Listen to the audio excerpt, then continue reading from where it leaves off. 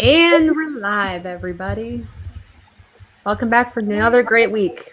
I missed you guys last week. We missed you. Missed you. Yes. I missed all of you. So we kind of throwing in a little bit of a different spin on tonight and trying some different topics. But before because I'm so good at just jumping in, how was everybody's weeks? Anything good to share? Good I got something good to share. I can start. Well, I can own this one. Let's go. Let's go. We're here to like. Yes, I got my LinkedIn Live. Yay! Persistence, perseverance pays off. Don't give up. Keep going. Keep applying. Yeah. So yes, it's been like fantastic that I got approved from that. So I'm thrilled. I'm happy to share. I appreciate everyone's support and thanks for the invitation for the show tonight. Congratulations, DeeJae. That's awesome. Thank you. Thank you. You're welcome. So when can we expect you to go live? Totally putting you on the spot. Oh yeah. I don't know. So we can talk a little bit about this like issue I have, right? So I've been streaming to the 3 platforms, to Twitch and Facebook. But with LinkedIn Live, I have to give up one of my destinations. It's been, Facebook on the cutting board. Like, I'm thinking of letting go of the Facebook so I can stream to LinkedIn. But I'm not sure when will be like the first official stream. I don't think it'll be this Monday, but I'd like to have something a little bit more special to celebrate that. Something that's not like the actual weekly show, but just something a little bit more fun, more celebratory. Awesome. Yeah. There's always something to celebrate, and we're happy to celebrate with you. So. Thank you. Yes. Let us know when it's time. Yes. I sure will. I'll send out those event invites. Love it.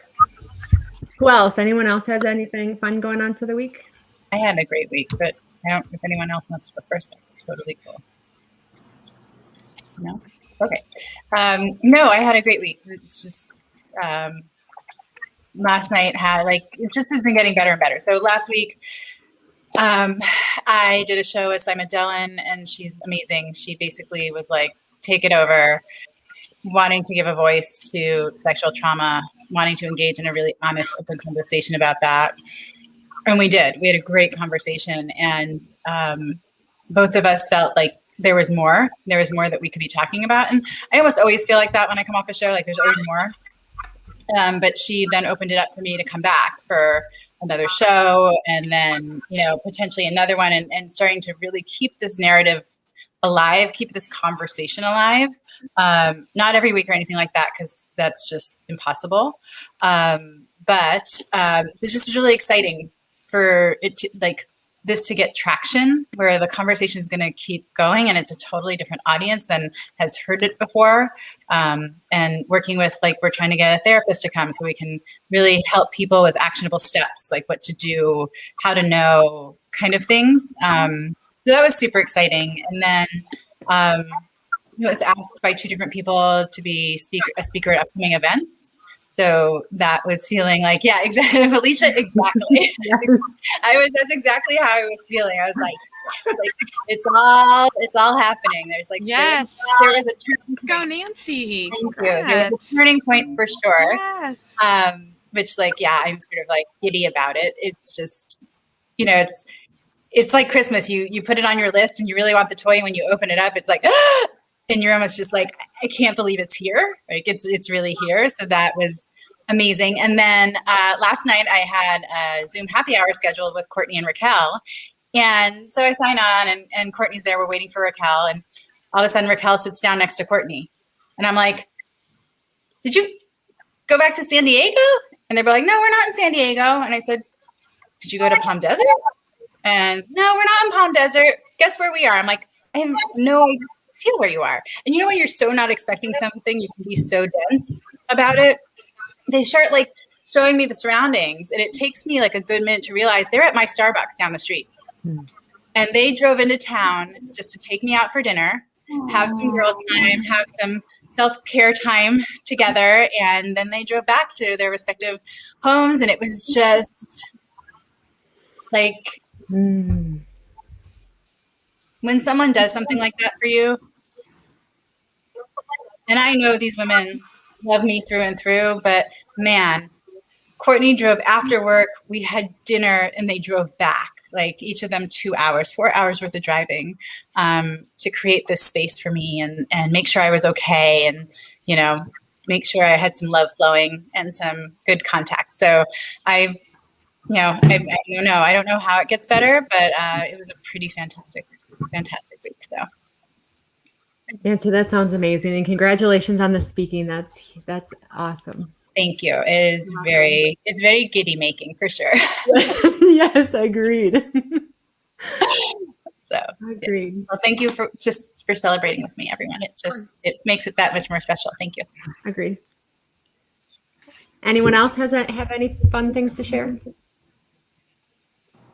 I don't have anything fun today. Well, this week was just a great week. You know, last week was rocky, but this week I really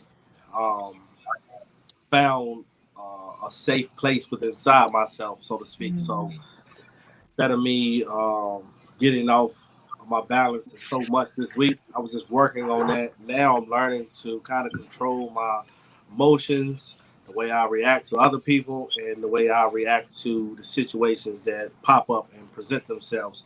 Because I feel like on this path that I'm on, a lot of things, a lot of people, situations, whatever, are just popping up to maybe try to knock me off the course.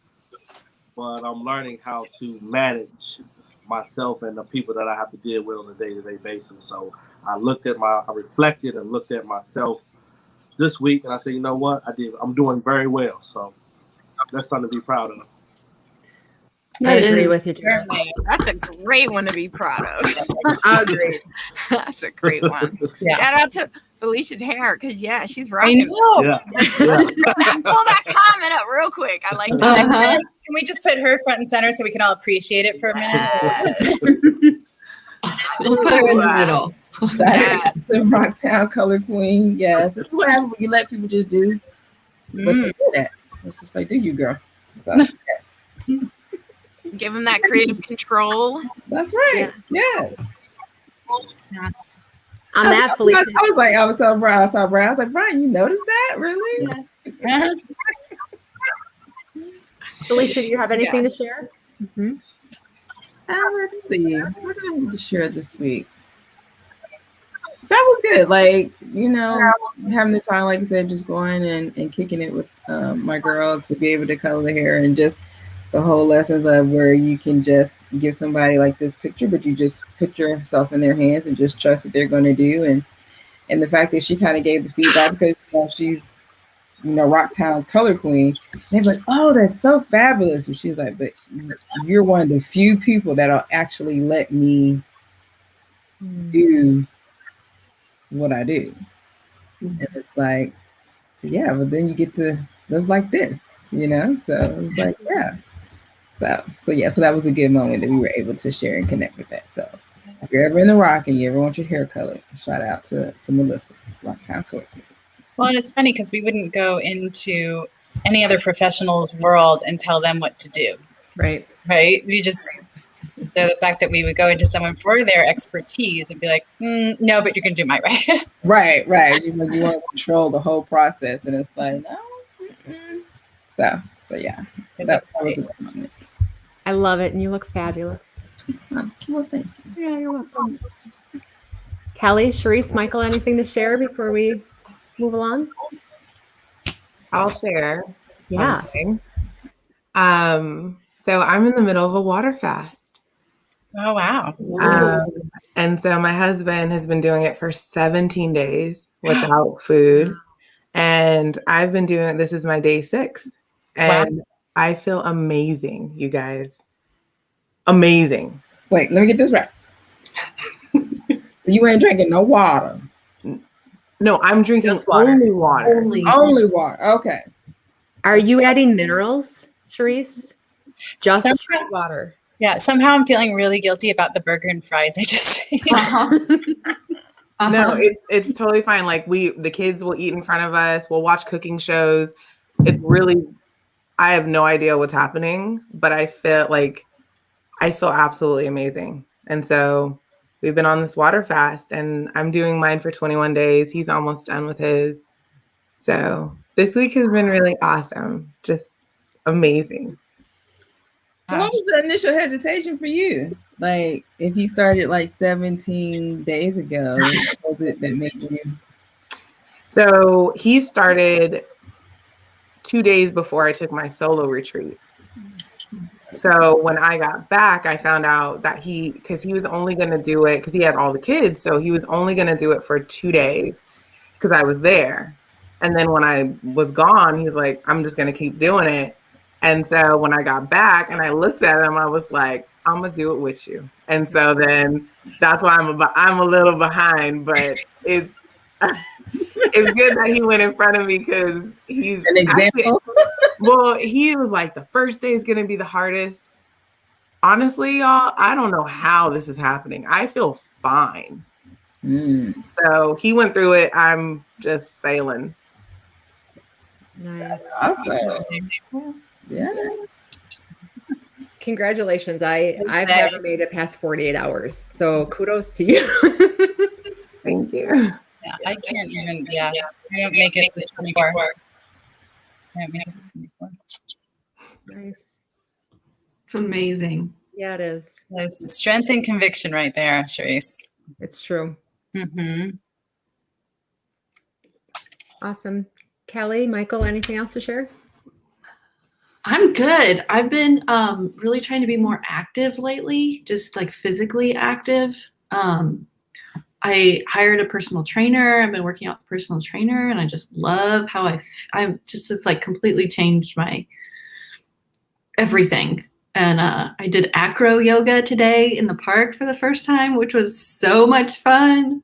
So yeah, I'm just feeling good and happy. And it's amazing the difference it makes when you just kind of get up and move, right? True. Do something different. I hate working out. I don't work out like ever. I do yoga, kind of. My life has completely changed since I've started actually moving my body. Nice. When I hear acro yoga, I hear like up in the air. Is that what I'm hearing? So it's like you do it with a partner, right? And so you're doing like kind of yoga poses, but not really, but like holding each other up in like crazy positions and like standing on somebody's shins or hands, or it was fun. It's very fun. Talk about trusting. Yeah. Talk about trust. Yeah, it was like a whole thing. But yeah, it was fun. I only fell one time. That's amazing. I don't know if I could. Yeah. Oof. And a lot of trust for sure. Yeah, that's what keeps coming up. Like, what do I know? How do I know you're not going to drop me? Yeah. I guess basically you're not going to drop me because then when it becomes your turn, I'm going to drop you, right? Yeah. It's trust. It's communication. It's, there's a lot of like back and forth, like chemistry that has to be there, so that because you do rely on your partner a lot. You have to come there with a partner? You don't have to. I did, but you don't have to. Okay. The teacher works as a partner too. So like she would base and then I would fly, and then she would teach me how to base and she would fly. It was fun. Sounds fun. It sounds very fun. Awesome. Michael, anything to round us out? Is he frozen? Michael. He looked frozen for a minute, but I don't think he is. No, I'm just not moving. I'm doing the opposite of Kelly. I'm not moving. I'm just resting and taking a step back from everything and finally starting to feel mostly human again. Probably at about 75% today, I guess, which is nice compared to where I was last week, which was single digits. So it's just a process. It's trying to understand myself, which is it's not my slow down and just take a break. So I'm just trying to understand my body better and where I'm at. Got my blood work today, my ultrasound next Thursday, so I guess I'll find out what happens then. Know that the doctor didn't do a good job of making me feel comfortable with my situation today. She was like, you know, Didn't join the or surgery did? as soon as we look at the ultrasound. I'm like, okay. Did not. It was almost like we'll start scheduling the surgery as soon as we get the results from the ultrasound, based on the blood work. So I guess we'll just see what happens and just take it one step at a time. Sending light and love. Agreed. And you have a message. Healing here, energy. Michael. Healing energy. Yeah, I know. I appreciate it. Rest is so important. Yeah, it is. And we're all here to support you, Michael, no matter everything. Mm-hmm. I get it. I mean, I've just rested more in the past 10 days and I have my whole life put together. Yeah. So I'm resting. This is my only source of human connection. So I kind of need that as well. Absolutely. Yes. Absolutely. Yeah. That's also important in these situations. I mean, just maintaining some sense of consistency and maintaining that continuity, right? I know a lot of models, healing models, therapeutic models talk about continuity and how important it is for individuals and their well-being. So it all helps. Yeah, the sense of community, togetherness, support. Agreed. Yeah. Yes. So we keep going. Yes. All right, guys. So we put together a couple of topics for tonight and thought we could talk about fear for a few minutes. Fear in any direction we choose, but I kind of put together a couple questions to go with it as well. Thought first, I would just throw out the thought of why fear happens and why it shows up for us as a first very broad question. Who wants to start us out? Yes, Charisse, the floor is yours. Well, I think fear, well, I don't think, I know fear is really attached to our survival mechanism as humans. And most of the interactions we have with fear has to do with more of our primitive side, our amygdala, which is rarely applicable to our day-to-day lives. Fear is relevant when we're being chased by a deranged human or an animal.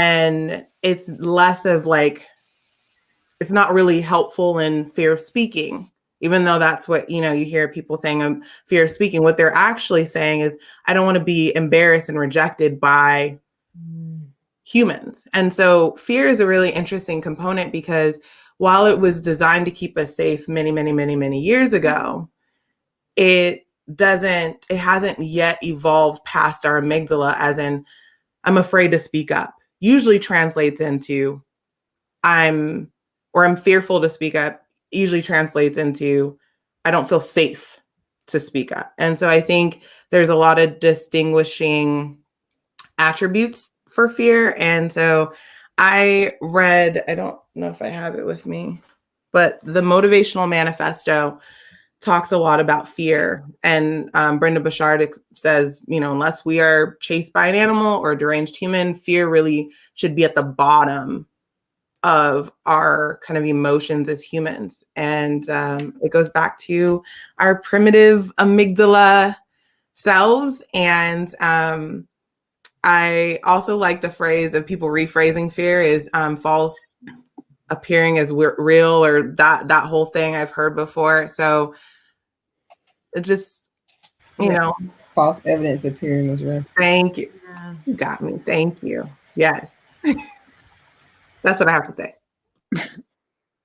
Those are all really good, important thoughts. Who else? Felicia, you want to go? Yeah, so I'm going to take it to the spiritual, in that what I learned, like some of the things like you are afraid of, because we talk about these other lives that we have, right? Is that I've learned some of the fears that you may have in this current life is because of an experience that you had in the previous life that's showing back up now. That was enlightening. Because like I said, I think what Charisse was talking about, like, we're used to that, like those kind of things, but it's like, where did that come from? And when I've started exploring and seeing things, it's just like, oh, that's probably because this actually happened in the previous life that I had before, that's now showing up today that I need to deal with. Right. Cut. So that's been my latest interaction with fear lately. How do you go about releasing those? How do you recommend people release those? Well, part of it for me was having people that, we talk about the Akashic records and kind of going back and looking at the lives and figuring out what that is and what's connected to that, and then doing that work, or AKA shadow work, or whatever the case may be, and taking care of that. So then that way you can get on to what we need to be doing today in this life. So connecting and reaching out with those people that may have those abilities to be able to do that. It's probably some of us on this call right here. And if they're not, then just reach out to Michael, because he probably could He'll find the person for you. To be able to deal with that. But it's different. Like I said, it's a different level, kind of thing. But if you're open to that, then you can be able to release it for sure. Yeah. I can say in my journey, especially in my journey of just being here on video live, there was a number of past live cords that took me releasing that just have been life-changing for me. And I don't think that people always realize the impact of just generational cords and past life cords that, if not managed and dealt with and released, can really hold us back in this lifetime. So, indeed, yeah. And it still worked. I'm going to fully admit, when I first started going through that journey, it was still a lot of repatterning. It wasn't just letting those go. It was then recreating all the new habits that also needed to happen along with it. Yeah. Which is the other part. Awesome. Thanks, Felicia. Yeah, absolutely. Jaris, what do you have on? Like Charisse was saying, a lot of the fears I experienced were made up. Some of the stuff was I was fearful because I knew I was doing stuff I had no business doing. So I was fearful for the consequences of my actions, right? But since I'm behaving more nowadays, for a long time I had fear on the top of my door before I would leave. And what I noticed were my mind would take me to places that it had no business being. Like I would make up, I don't know why, I would just make up different scenarios in my mind. Like if I had a confrontation with somebody the day before, in my brain, I'm thinking all of these weird kind of stuff. But I noticed once I started just facing everything that I was fearful or had an issue with head on, somehow the universe will bring those problems directly to my door. So I give you an example. If I had an issue with a friend and it was something that I was scared or nervous to tell them, right? And I'm trying to avoid them, the universe would literally, I would meet that person at the store. And instead of me running and hiding, I would take those opportunities whenever they cross my paths to address whatever situation it was. So whether the situation could have turned to a heated argument, I just took it as it went. And I said, hey, man, I don't like how you treated me yesterday or whatever the situation was. And what I'm noticing now is most of the stuff that I'm dealing with is just stuff from my subconscious brain that I'm trying to get away from. That is actually nothing to fear, really. Like Charisse said, unless somebody, attacking me or something, I'm really realizing that now. And the more I get comfortable with that concept, the more I'm able to do things what I'm doing now. Being behind the camera, making live videos, doing motivational speaking, when I realize that I don't really have nothing to fear. I love it. Thanks, Jaris. DeeJae? How did I know? I know you were going to call on me. At least you don't have to go last after everybody said everything good. Oh, okay. This is going to be a tough one. Fear is a tough subject. It can be so grand. There can be just so many different facets of fear. I'm not sure which way I want to direction I want to go. There was just so many good other comments in other different areas that I was like, oh, Jaris really hit home about, fear for just doing things that you're not supposed to be doing. And that just made everybody laugh, because that's one of those that you just don't want to say out loud. Those are the ones that you really don't want to own up to, that's where that fear is stemming from.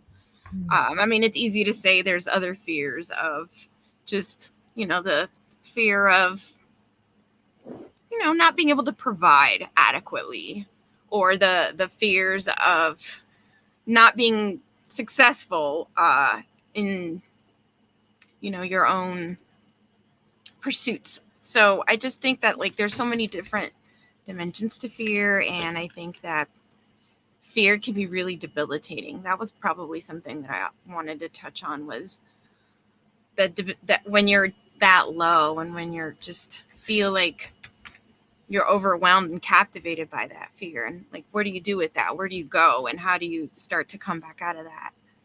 How do you open those doors or find those ways to start overcoming the fear? What techniques can we use? What are to just find a little bit of opportunity to not be so overwhelmed and overcome by fear? DeeJae, I agree with that. One of the notes I had is just the physical manifestation we can cause ourselves when we go into fear. And to your point, what do we do when that shows up, and how can we manage the anxiousness, anxiety, whatever we choose to label it as, that shows up for us when we get in those moments? And very curious about everyone's thoughts on that as well. So we might come back to that one, DeeJae, if that's okay. Oh, yeah, no, fine. Cool. Nancy, do you have any? Yeah, I mean, it's after so many really wise people, it's hard to, not say, well, that, and that. I totally agree, which I do. I think what else was coming up for me is a couple of things, uncertainty brews fear. We're not comfortable being in the unknown or being uncertain, and just sort of waiting and letting and allowing. I think that's one place for me that, I've had to come to understand where my fear is coming from.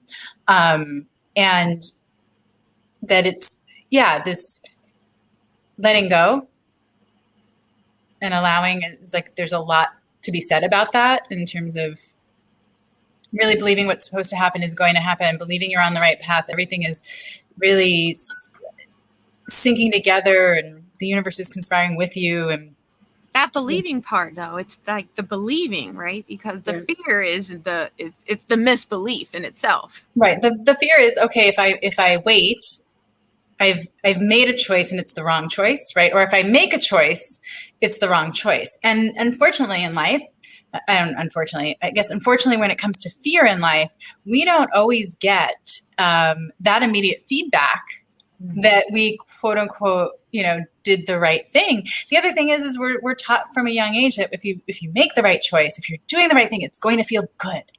And that's a load of horse shit. Sometimes the hardest decision is the best one, and it's painful and gut wrenching, and it causes you to doubt, but it doesn't mean it's not the best decision or the right quote unquote decision. So that's something I feel really, really obviously passionately about, because I have made decisions and regretted them because they felt terrible. When all along, what was feeling terrible was at the time the growth, the change, the uncertainty, right? All of that stuff that was brewing there. And what Charisse was saying about it being a primitive, fear is a primitive thing. It is, it's survival. And having gone through trauma, my survival mechanism was kicked in very early, in addition to everything else that I've experienced through all my other lifetimes. And realizing that primal fear, it does something, it has a job, but what's happening as we evolve is that primal fear comes up, but it gets filtered through our wise mind, our higher mind.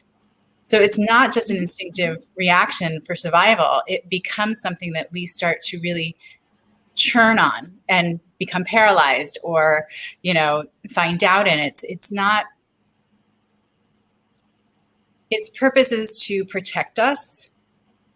And at its core, it can, but it gets filtered through our higher brain. And what does that mean? Once it gets filtered through your higher brain, right? What does that mean for what was a survival mechanism that's now being logicked? So that makes me think of rationality, right? Trying to make sense of something. Mm-hmm. And then, oh, got it. I just had the other one. Oh, I just had another point to make. Come back to me. Because it was rationality and something else that clicked when you were talking. Something you said, Nancy, was when you were talking, and there's also something in the book that talks about fear is gifted to us at an early age. Mm-hmm. And something I've learned, and I joke, I'm going to keep having kids until I get it right? Like, I'm like, oh yeah, that one, that one. Okay, I got it with this one. But I'm getting it. But essentially, like, my son is walking on the sidewalk, and all of a sudden I'm like, oh, no, don't go on the street. I've just gifted him some fear. Mm-hmm. And we are, and most of it is disguised as love. Like, we are looking out for you. And so be careful when you go down that street. Yep. And we don't even realize that we're doing it. So like I said, I'm keep having them until I get it right. So with this youngest one, I've gotten really good at redirecting. So if I notice he's going towards the street, I'm like, oh my gosh, look at that airplane over there. And then I even though he might not even be going into the street, right? It's my fear. I've handed it to this little human. And now, and I've noticed that that is also where we can find like pockets that have been on our timeline as we've gone through this life, who's gifted us that fear. Because in our mind, it's like that person just loves us and wants to keep us safe. But we don't realize that we're projecting something of our own selves onto that. And then the person is taking that on. And I wish I could share the book with you guys, but Brendan Burchard talks about it he's like the warriors, he gives it labels, and I'm like, oh my gosh, these people come off as completely innocent, caring, but they are gifting us a belief, which is, one person said, a belief is something that is gifted to you by ego. A knowingness is something that is birthed from when it. Did you write? That is what I wrote. Ego. That was the other word. We processed it through our ego. Our mind's filter, right? Right there. Which she knew it. So I was like, I had just read this recently that's like really in line to that. So it's like, what to say to kids instead of be careful, right? It was like, help your child foster awareness by saying, notice how these rocks are slippery, that branch is strong. Or do you see the poison ivy, your friends nearby? Try moving your feet carefully or quickly, strongly.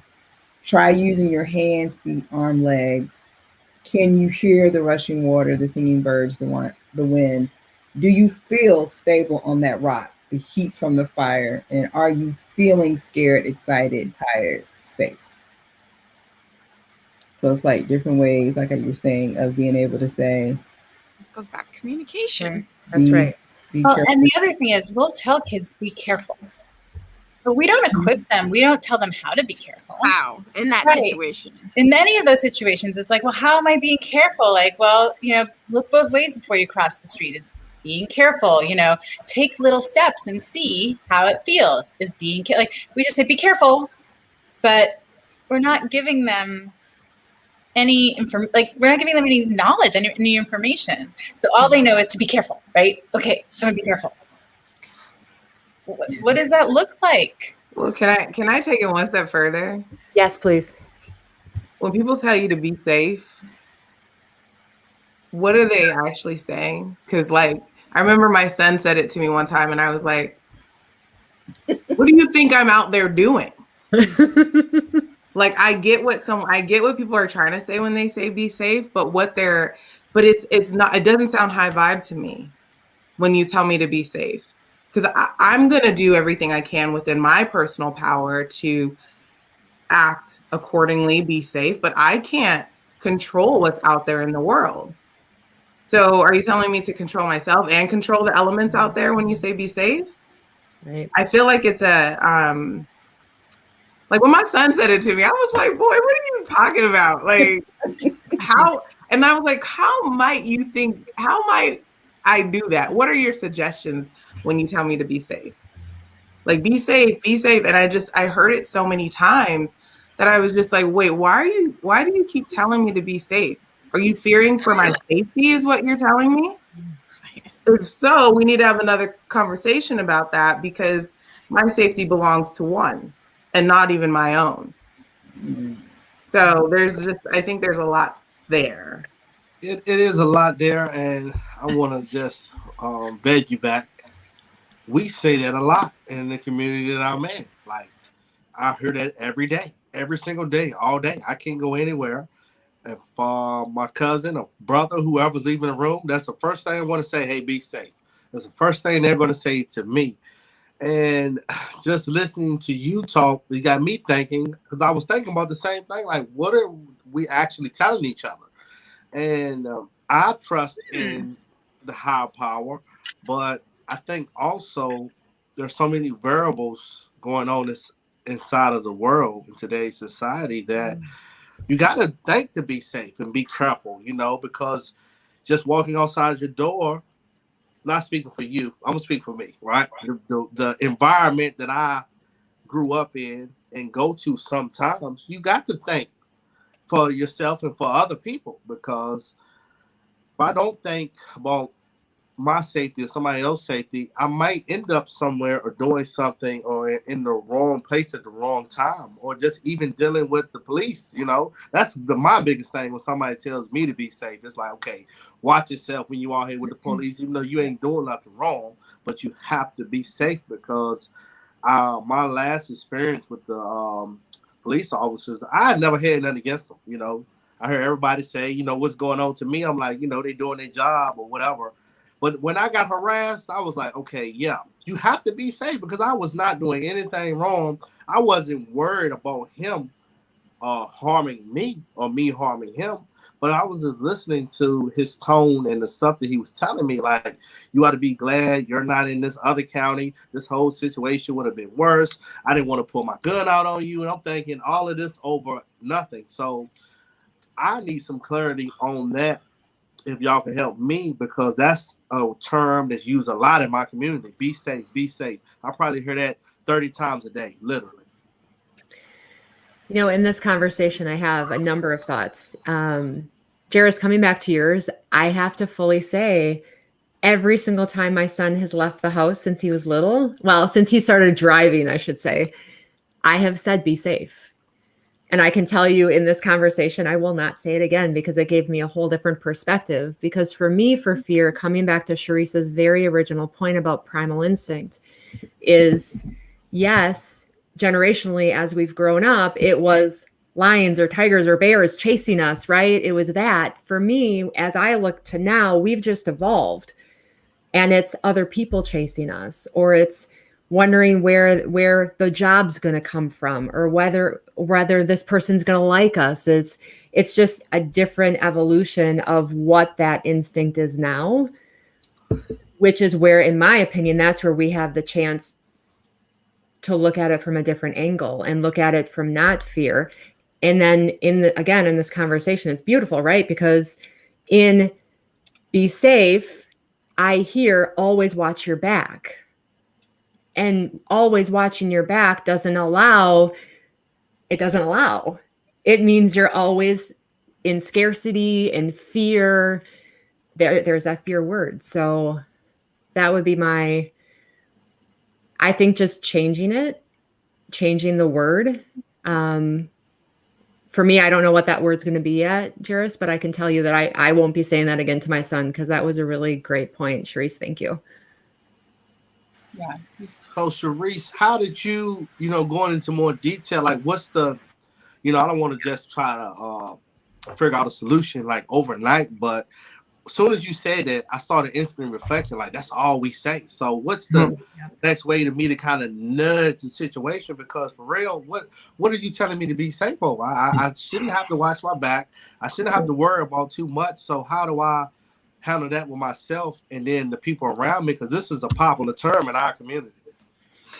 Well, I mean, for one, I want to honor the fact that that's the terminology in the community. It's not going to change overnight. But one thing that I've noticed that I use language, I just say light and love. I'm sending you light and love. You're going out, light and love. Or I love you. Or, you know, because essentially those words capture what you're trying to say. And so, you know, and they will catch on. The light always outshines the darkness. So I would, you know, not try and say, oh, don't tell me to do that. Like, just start changing your language around what you say to them and your community around you. And you'll start to see people picking up that language because it feels good to the soul.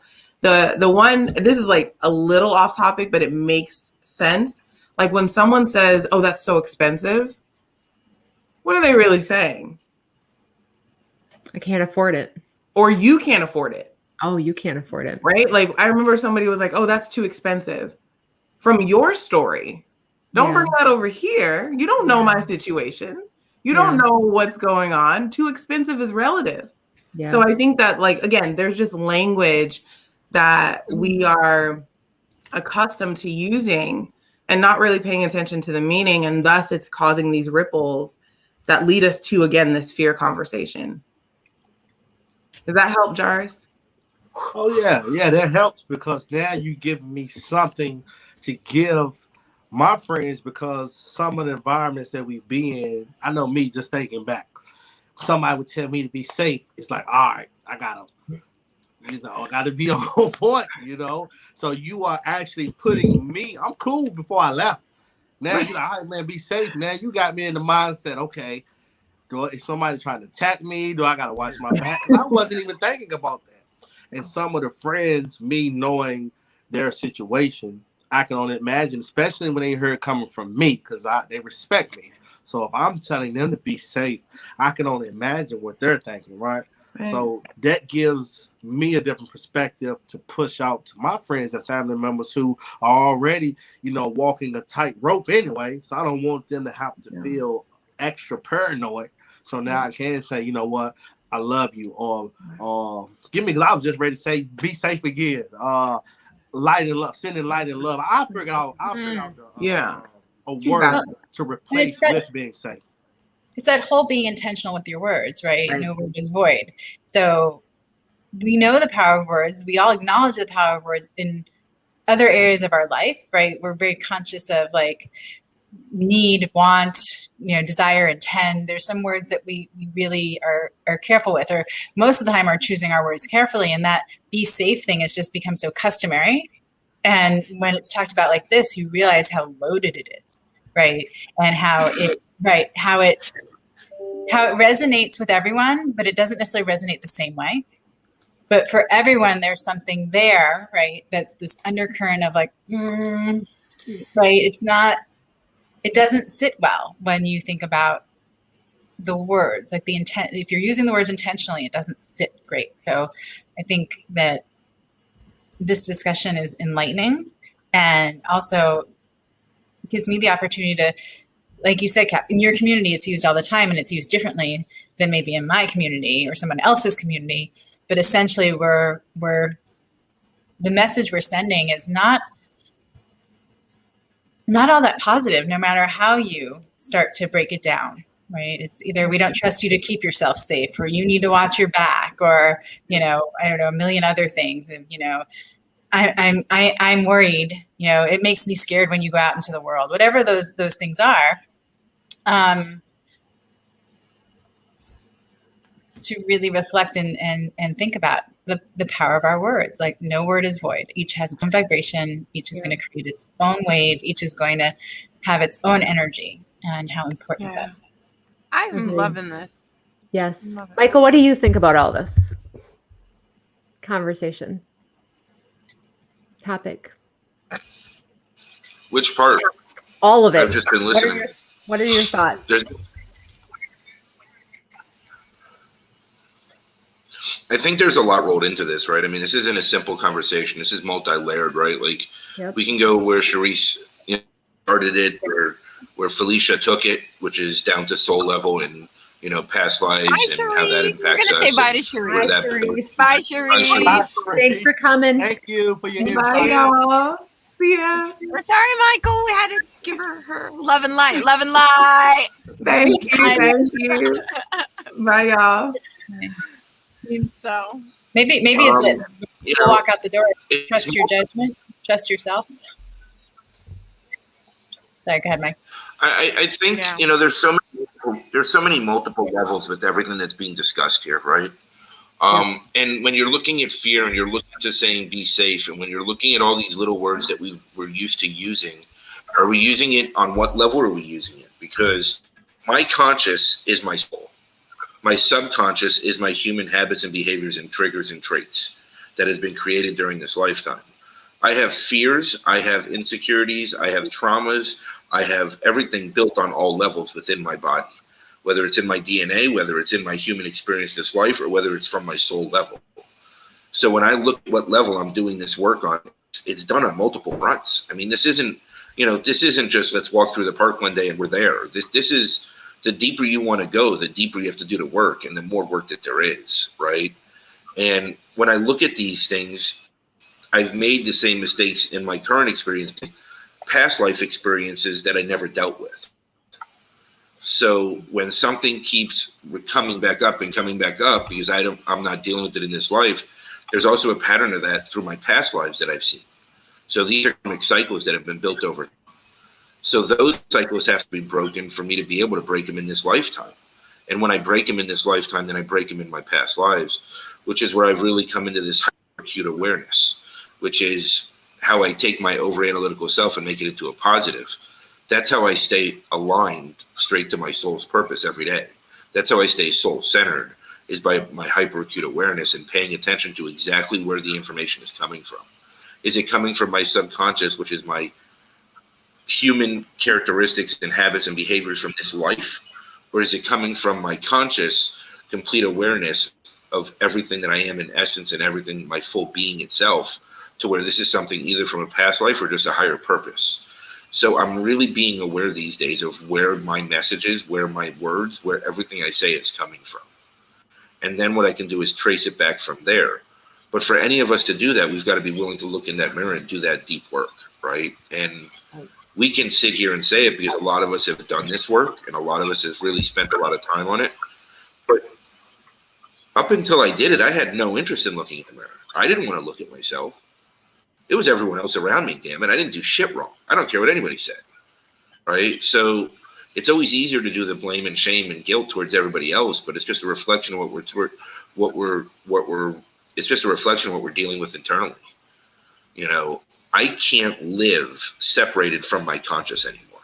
It's just not an option for me. Yeah. I can't make a decision and go against my higher self and feel comfortable in my own skin anymore. I get really uncomfortable if I do.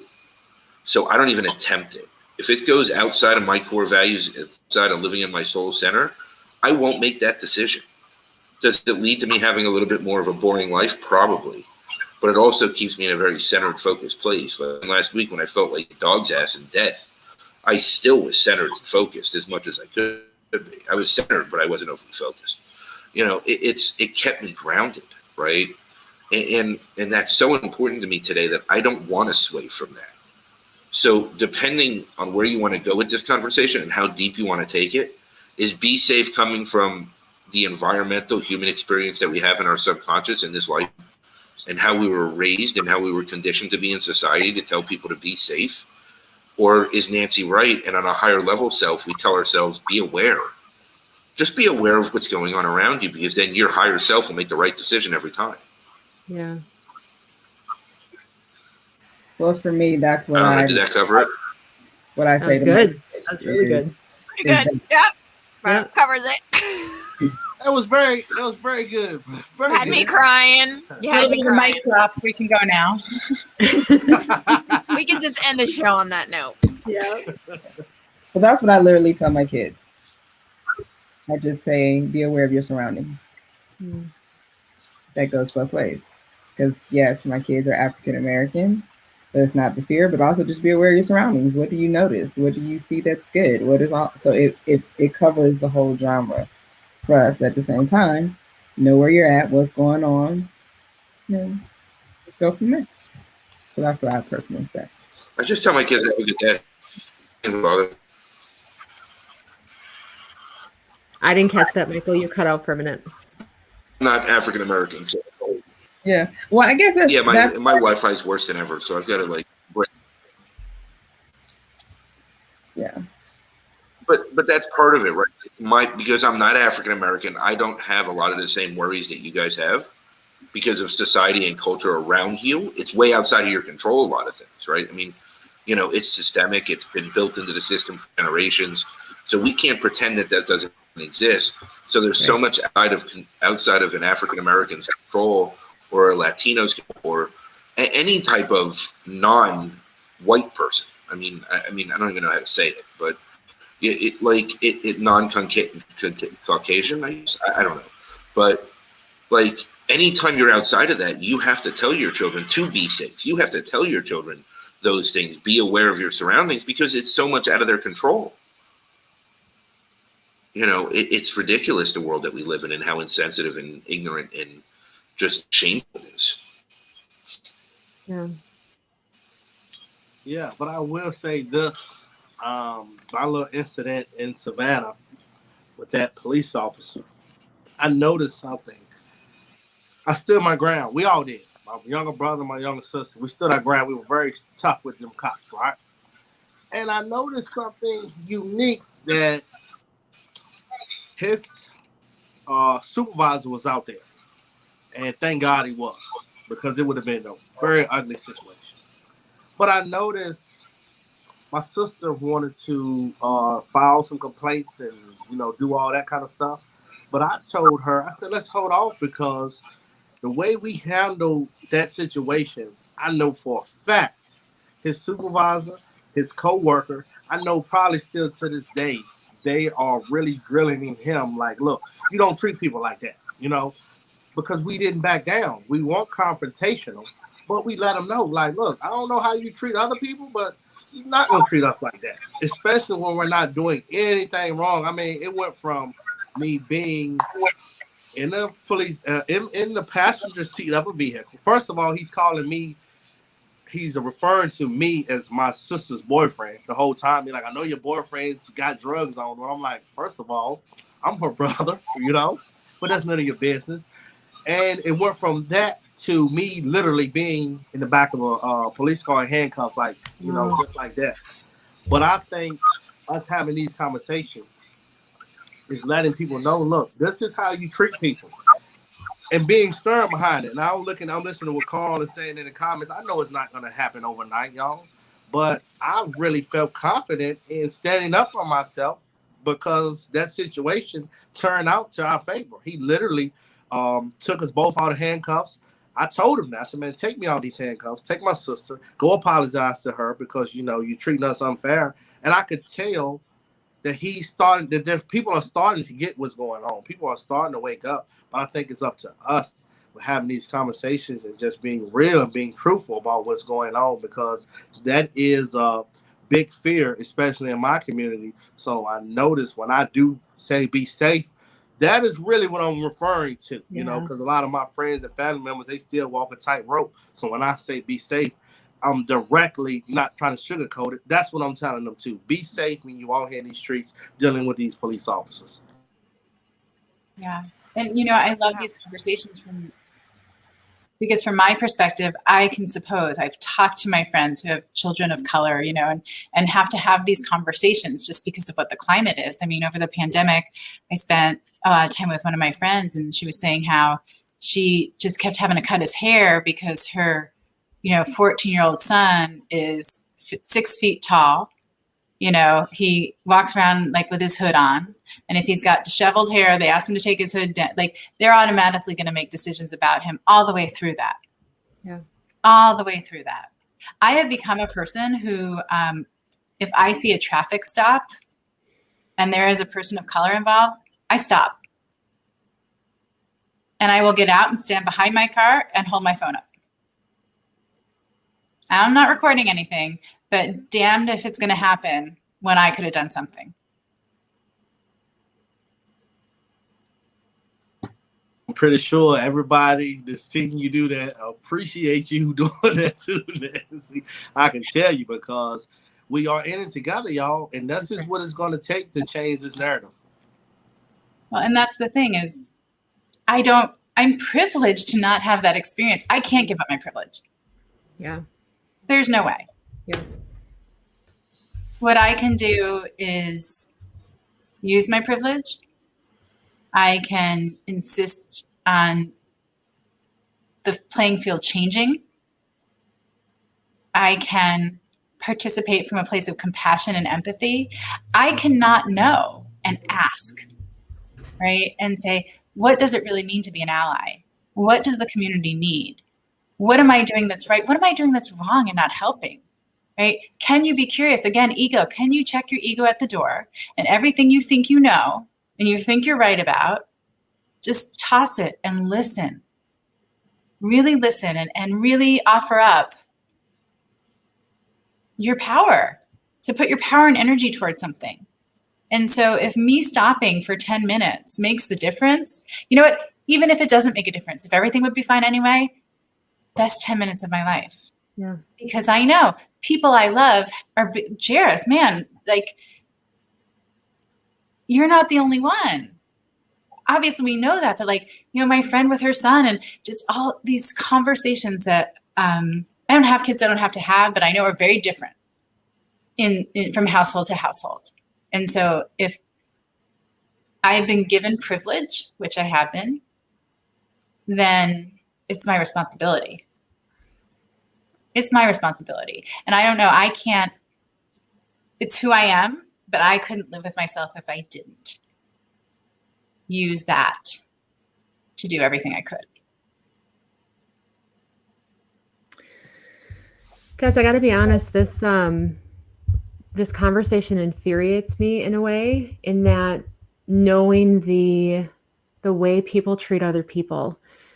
And the reason I say that, you know, I've been in staffing for 15 years, and the stories that I've heard about people of all backgrounds being discriminated against for all numbers of areas, from their job history to their background, to their choices in their past, to their culture, to their skin color, you know, it just, to me, some of the comments I've heard along the way that have just said, Jen, you've listened and people don't listen.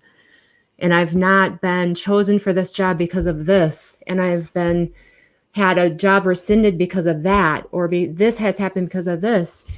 There's got to be a better way. Like there's got to be a better way. We can just fucking, pardon my language, but we can just listen to people and just hear people say, like, I'm drowning.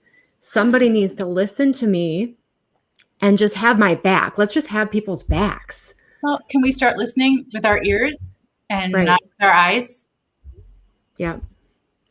And it comes from so many ways, you guys. Like, I had to rescind an offer for someone today for a background that they did 20 years ago. Like, that's 20 years ago. Let's leave that in the past, because we've all done dumb things at some point, and that doesn't define your whole life. So, can I add something real quick? Yes, please, of course. Why don't we look with our and hear with our soul? Like, why can't we break it down to that level? Why can't we let our soul do the listening and follow our intuition to its core?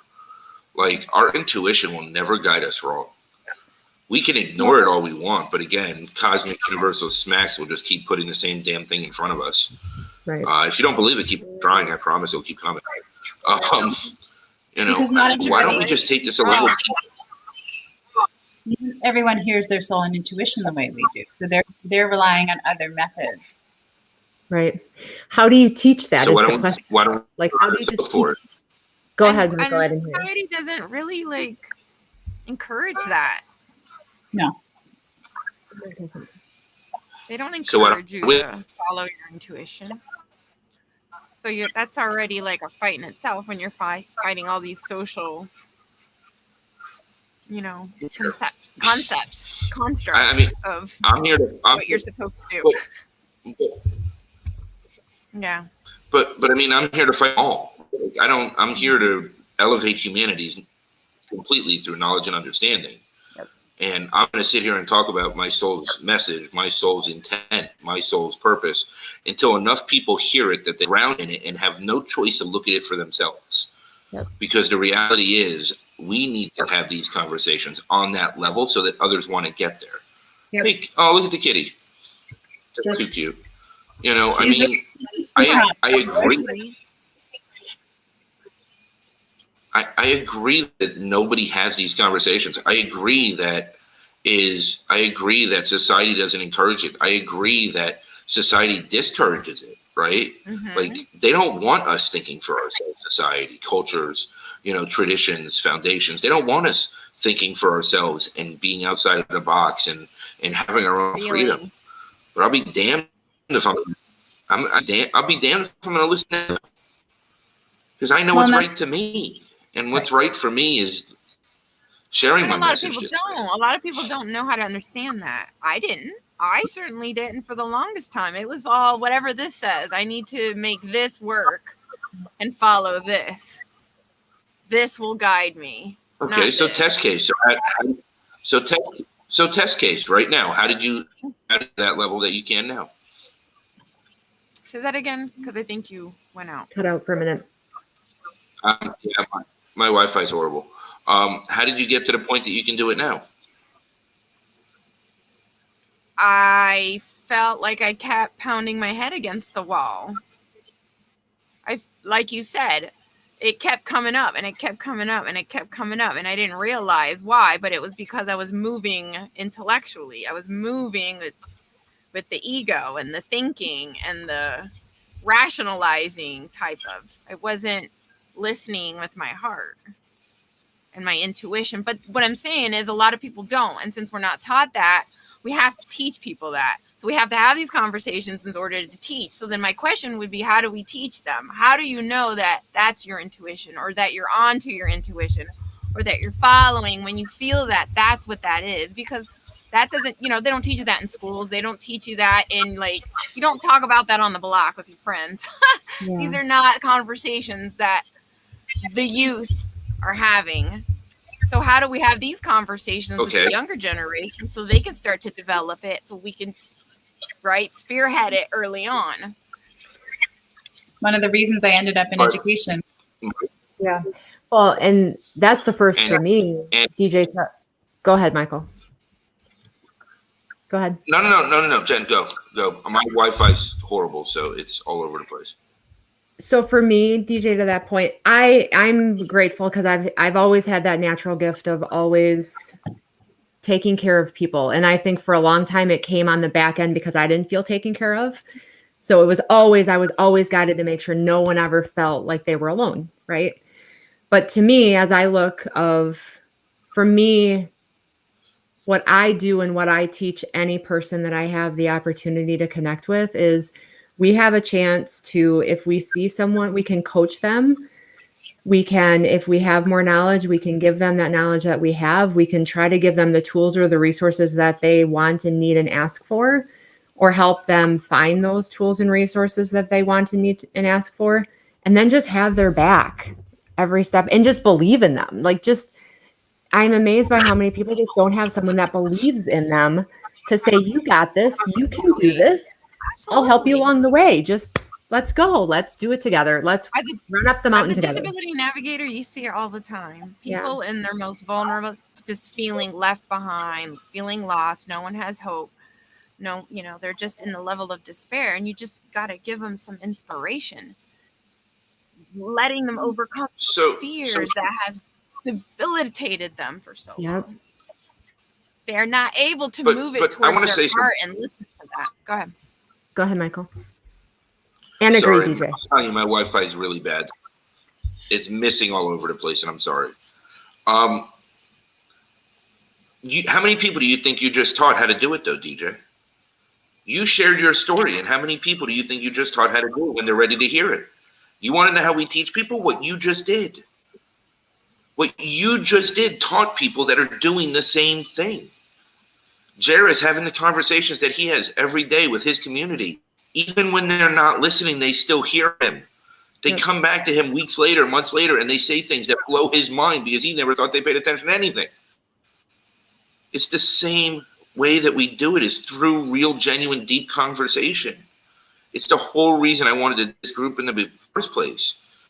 Because it's not about the camaraderie, the safety we create for each other, the support and the love and everything that we provide each other is magical, right? Like, this is a magical space.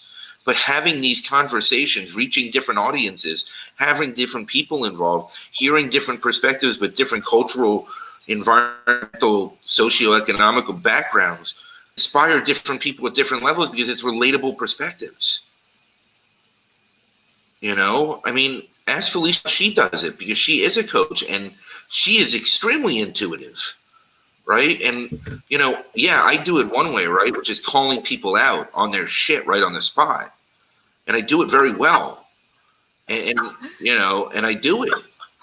And, you know, it's who I am and I'm fine with that.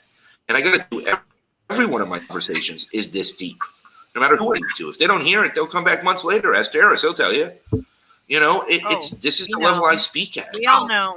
I'm sure we all know on this panel. But what I'm saying, I'm sure, and almost probably everybody in the audience too. But what I'm saying is that this isn't about standing in my minority.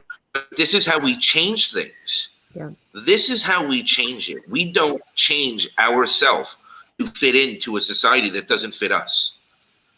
We change society, we change cultures, we change all these things by being our truest soul-centered self and let it resonating with who can hear us at the time.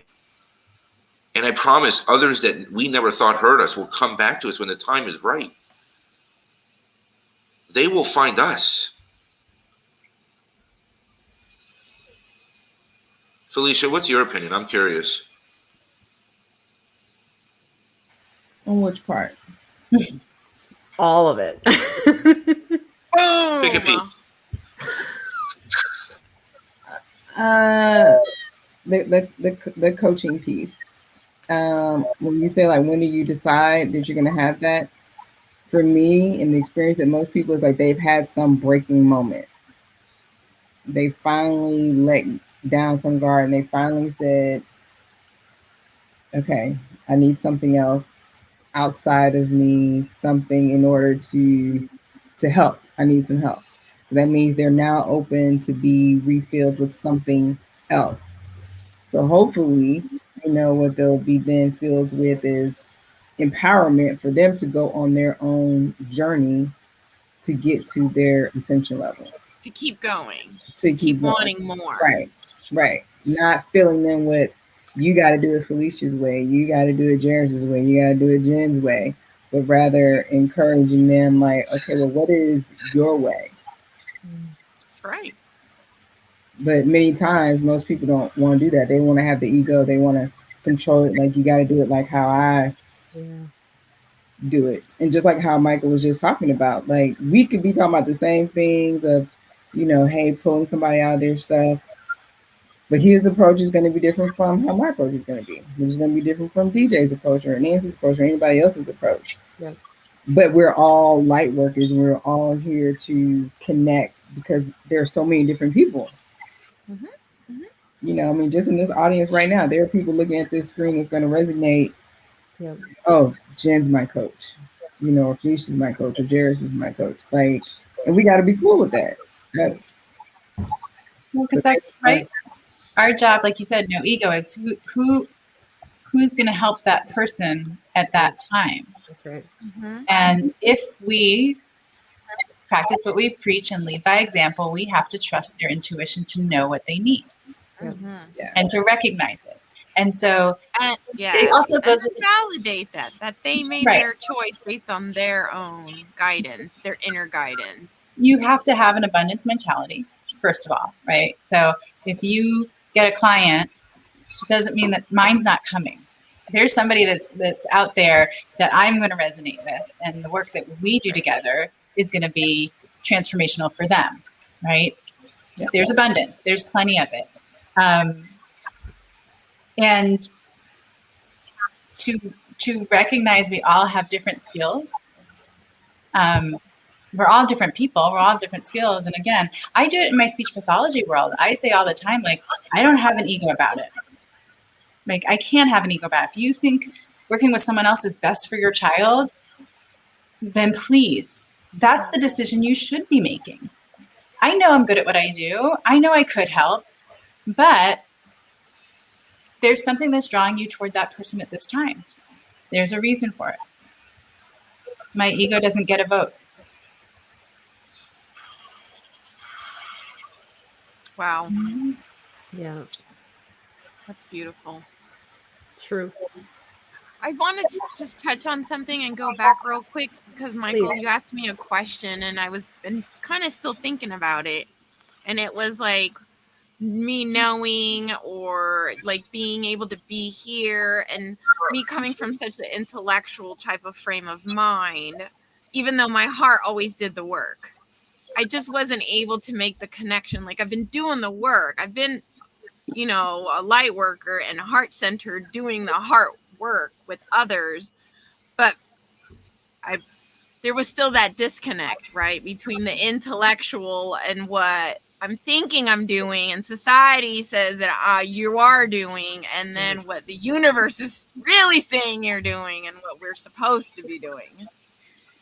DeeJae, that resonates so deeply with me because I even think I said it on one of the island shows. Like, it was just me. I was just being me, right? There was nothing special about it, nothing magic about it, nothing.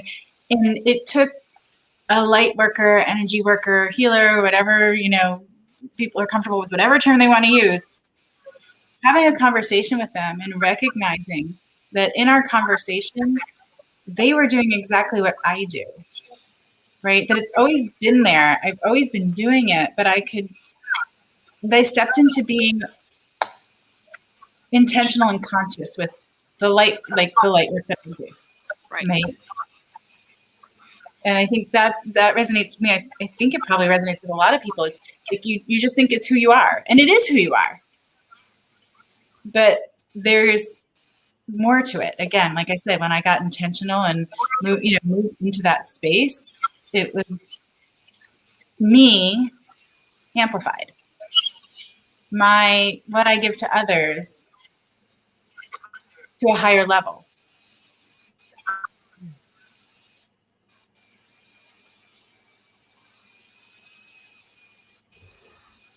I love that, Nancy.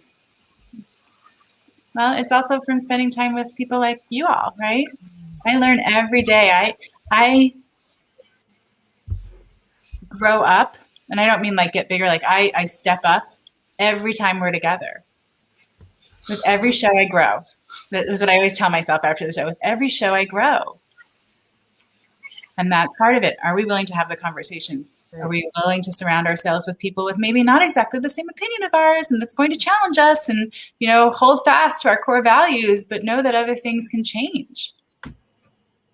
We change our outfits every day. Why can't we hold on to our body's still there? We can hold our core values and have other things shift. Again, it's like, check my ego at the door. Who am I to think that I'm so important? Or you know what I mean? It's like it's not at all about me in the end. Or all along. It's never been about me, in the sense of that. Like I have my own journey that I'm going on. Right. But that's separate from all the other things that are happening. It's part of it, but it's not all me. It's not meant to be.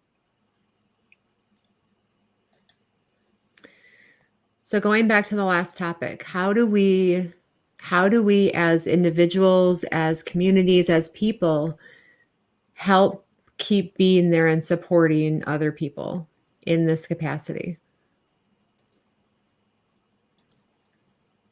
Or maybe it's like Michael said before, just keep showing up and keep doing more of this. That's what I thought. The conversations. Yeah. The conversations. I want to go back to the language consciousness but too. There isn't a conscious language. Go ahead, Michael. but there's another part also, right? Each have our own way, right? Jaris doesn't necessarily sit down and have hour-long conversations with his community, his employees, his whatever you want to call it, right? His friends, his people, his whatever, right? Like, he doesn't do that. He leads by example. And when he speaks to them, he shows them how it works. When he shows them and he does it and he lives it every day, they start absorbing it.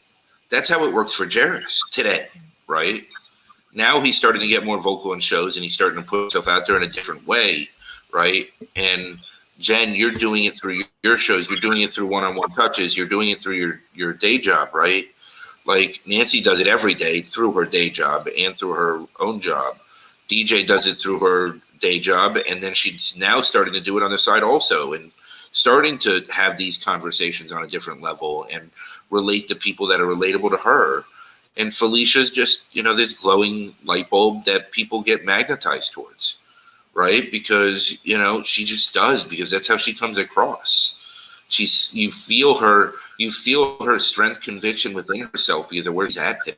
And when you see her, when you see a video of her, when you see a comment from her, when you see her on a show, where she is today compared to where she is when I first met her, I don't even know when it was, 3 months ago, maybe. It seems like years, but I mean, years, like thousands of them, literally. It seems like thousands of years. I guess it is on some level. But but that's the part, right? Like, it's not, everybody thinks it's this massive turnover time, but it doesn't have to be. Right. It's going to take us each our own time, and there's no judgment if it takes one person longer than the other, right? But it's about opening ourselves up to be able to hold that space for others. Nancy's been doing it her whole life and never even knew it. She had no clue, and she's been doing it her whole life. She's just naturally doing it, and now she's starting to learn how to retool it. So how we get across to people is every day, because every day is a new day and new experiences. How we evolve and how we bring people with us to evolve alongside us and emulate us based on what they can emulate from us. It is based on where we're at for that day and where they're at for that day.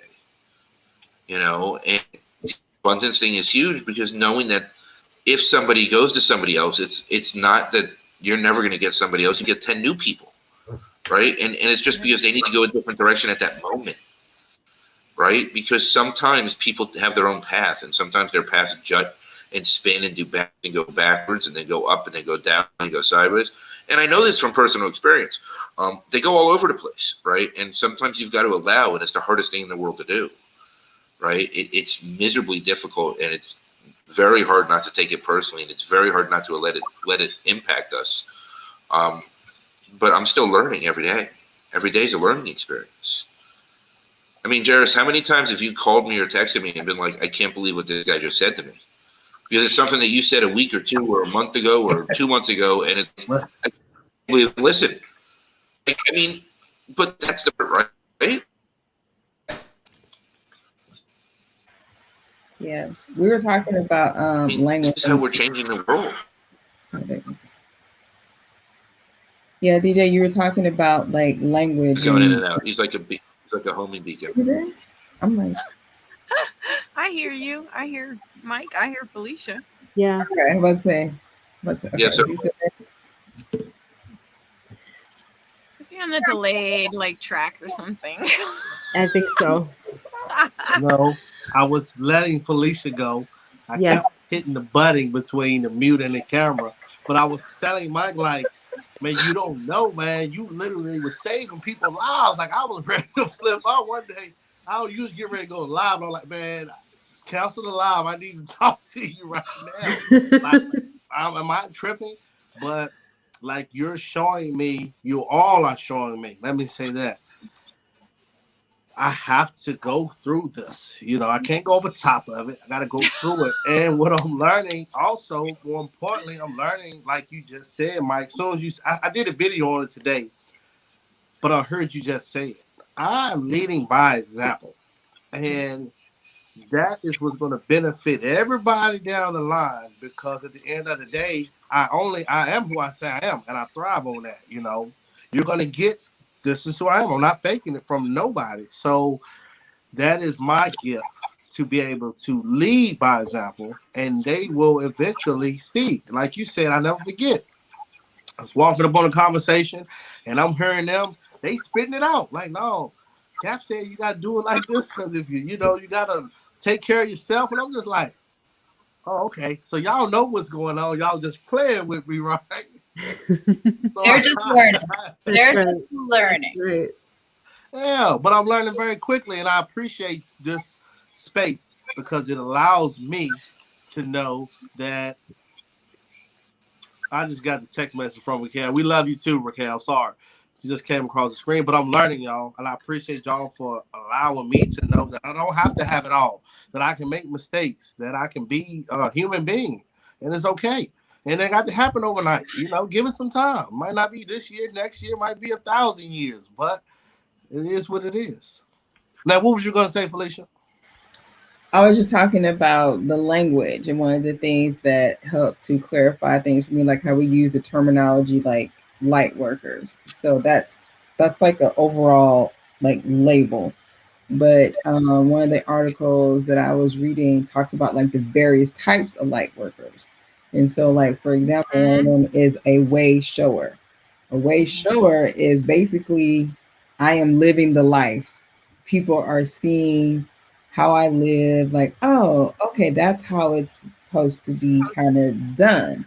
But that person may not necessarily be like an ascension guide. They may not consciously decide that I am going to teach others how to do this, right? And so there's different things. You got grid workers, you got, manifestors. Like, there are different types of light workers. So for those individuals that are like, well, hey, where am I kind of at? It's like, encourage you kind of like do this Google search about the different types of light workers. And that'll give you insight into maybe where you're at and how you may be built to serve other individuals. And it's not just, you're just this one and this one. You may have degrees of it as you ascend on certain levels.